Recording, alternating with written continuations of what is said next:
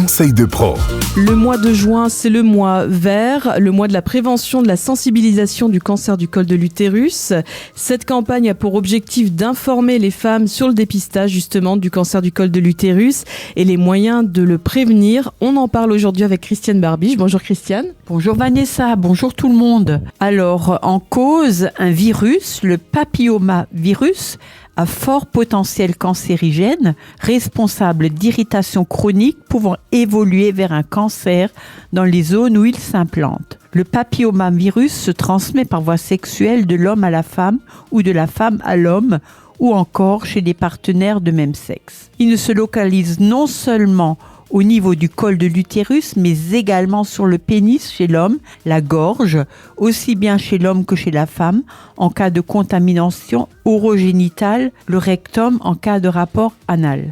Alors, plusieurs années s'écoulent habituellement entre la première infection à HPV et l'éclosion du cancer du col de l'utérus, qui est détectable par le frottis vaginal ou la biopsie du col utérin. La détection de la présence du virus sur le pénis ou dans la zone ORL est nettement plus difficile. Pour la zone ORL, c'est malheureusement face au cancer que l'on découvre la liaison avec le virus, en général HPV 16. Le sexe oral avec changement de partenaire est considéré aujourd'hui comme une des causes majeures qui pourrait dépasser les cancers induits par l'association tabac et alcool. Il expliquerait le plus grand nombre de cancers de la zone ORL chez les hommes et femmes jeunes. Évidemment, si les trois causes s'associent, les risques sont encore plus grands. Alors, qu'en est-il chez les hommes, Christiane ? Ce sont tout d'abord des verrues génitales qui signent l'atteinte par les virus les moins dangereux. Ces verrues sont visibles sur le pénis, le scrotum, qui est la peau des bourses,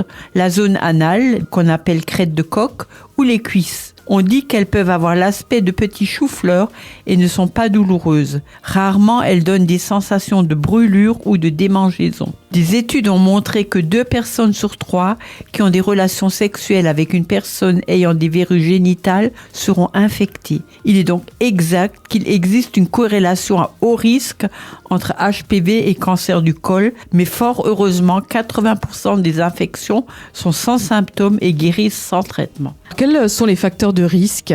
Alors, d'après le professeur Henri Joyeux, cancérologue, les risques du cancer du col sont multipliés chez les fumeuses. Le nombre de rapports sexuels n'est pas en cause, c'est le nombre de partenaires qui est en cause. Ce qui veut dire que le risque augmente chez les femmes à partenaires multiples ou à partenaires uniques, mais dont le partenaire masculin a lui-même de multiples partenaires. On recense en France 3500 cancers invasifs du col. Il est précédé pendant 10 à 15 ans par des lésions précancéreuses détectables par le frottis.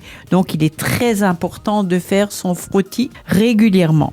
Donc justement, tu nous parles de prévention, mais quelle prévention exactement ? Le frottis est pratiqué tous les 3 ans par un gynécologue. Le préservatif lorsque l'on n'est pas sûr de la fidélité de son ou de sa partenaire ou en cas de partenaire multiple.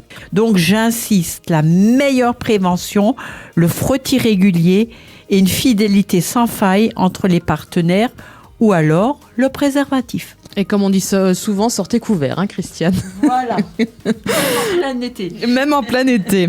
Merci beaucoup Christiane et on retrouve bien sûr tous tes conseils sur notre site radiomélodie.com. Et moi je te dis à bientôt.